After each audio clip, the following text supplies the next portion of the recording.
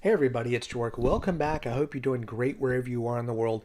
Today I wanted to make a video as I'm making videos talking about moving back to the US and some of the things we're forgetting and the changes and the culture shock. This is going to be the first of a couple of videos I'm going to make on the home buying experience and some of the nuances between the US and Portugal. In this case, I wanted to talk about we have a property, we just are working towards closing. We still have a few weeks to go before we close on the property. The first difference that I've seen between US and Portugal is in the US here, it's generally 30 days to close from the time you start the process to when you close. Portugal, it's often been 60 to 90 days. That was our process, closer to 90 days when we bought the property. And the people that are buying our apartment right now, it's going to be anywhere from 60 to 90 days, give or take. So in the US, buying seems to be generally a little quicker process than in Portugal. That's not good or bad, just depends on your situation.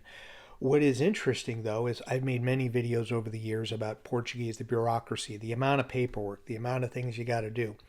And just we are still, again, 3 weeks from closing and doing final signatures on everything. But just the initial paperwork with our realtor, getting on board with her and the disclosures, as well as the lending company. We're not able to buy something outright. We have to sell our property in Portugal. So as we're going through the lending process, the amount of disclosures and signatures with our lender, just 9 days into it so far, I'm at 78 signatures and 41 initials. And those are all E signatures and E initials, but still, I think of owning, buying and selling several properties before moving to Portugal and now moving back. I just keep thinking, gosh, I'm a lot of autographs into this and we haven't closed yet. And I don't remember all of the extra disclosures going on. So where I'm going with that is when it comes to a bureaucracy standpoint, the amount of paperwork that we filled out or signed off on already is just as much in Portugal. In fact, I will say in Portugal, often the amount of paperwork leading up to the close isn't as much, at least from our buying experience in Portugal versus the US. So a lot more paperwork up front in the US.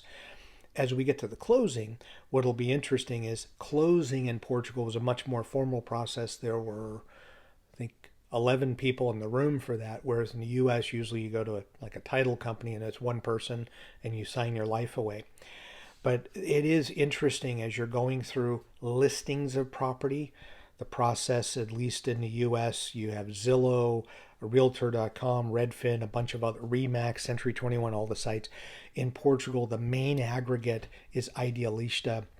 What I think is the biggest difference so far in the home buying experience between the two countries is, at least in the US here, Arizona, I can't speak for all states, but at least the municipality of Greater Phoenix, you get to see what things sold for. And you do have the MLS system, so your realtor can tell you, here's all the properties in the area. So you have a good feel on whether you're making a good bid on something or what you're getting is a comparable offer to the neighborhood. Portugal, you don't have that system, so you're relying heavily on the real estate agent and maybe your own maybe nose or knowledge to know if things are reasonable, whether you're overpaying or underpaying for a property. In the US, it's a bit more dialed in, so you're not going to overpay. And again, there's an appraisal process that happens in both countries. So in theory, you shouldn't be overpaying in any circumstance. But at least we have the advantage here in the US of knowing what all the comparable pricing is in the neighborhood for what we're looking for, a size of property, bedrooms, square footage, or in Portugal it'd be square meters. That is helpful. So as a buyer, you get better data, I think. as opposed to Portugal. But I'm going to keep making a couple more videos as we get to the final closing day. And then when we get to our property, the move in and things that we're looking to do to the property, I'll take you through that experience as well, because we're going to make some improvements to the property before we move in. And I'm curious to see how much those costs are in today's dollars versus when we made improvements to prior properties before we moved. I'm curious to see what kind of shock I'm going to look at the zeros and commas of making home renovations in today's U.S. world.